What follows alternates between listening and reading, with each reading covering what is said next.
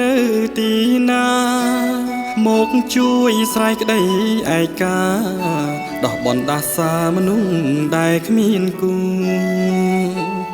ដឹងទេថាខ្ញុំរងចាំអ្នកមកជាយូរកាន់ដៃរួមគ្នាតស៊ូស្ម័គ្រកាយរួមខ្នើយជីវិតទោះជាសាមញ្ញរូបរាងមិនល្អខ្ញុំបើកបេះដូងចំហចាំទទួលនាងទុកក្នុងចិត្តសុំត្រឹមតែក្តីស្រឡាញ់ហើយនឹងអាណិតគឺជាមនុស្សស្រី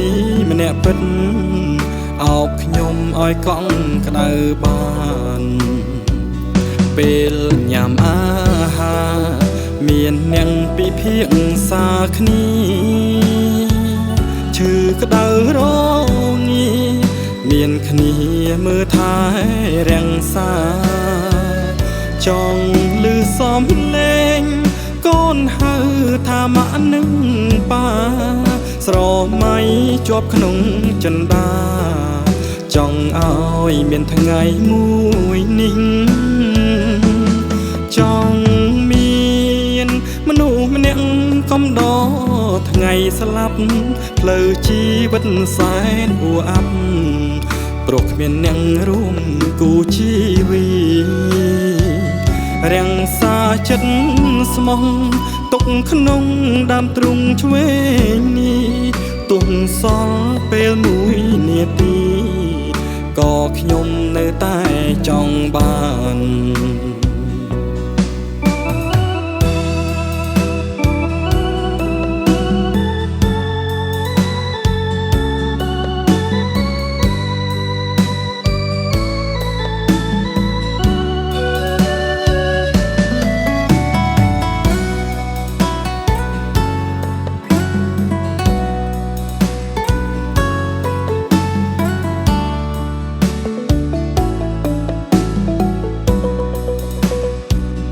ពេលញ៉ាំអាហារមាននាងពិភាក្សាគ្នាឈឺក្តៅរងាមានគ្នាមើលថែរាំងសាចង់លឺសំឡេងកូនហៅថាម៉ាក់នឹងប៉ាស្រមៃជាប់ក្នុងចិន្តាចង់ឲ្យមានថ្ងៃមួយនេះចង់មានមនុស្សម្នាក់កំដរថ្ងៃស្លាប់ផ្លូវជីវិតសែនអួរអាប់ព្រោះគ្មានអ្នករួមគូជីវី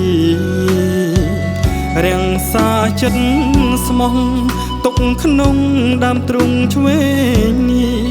ទុំសល់ពេលមួយនាទីក៏ខ្ញុំនៅតែចង់បាន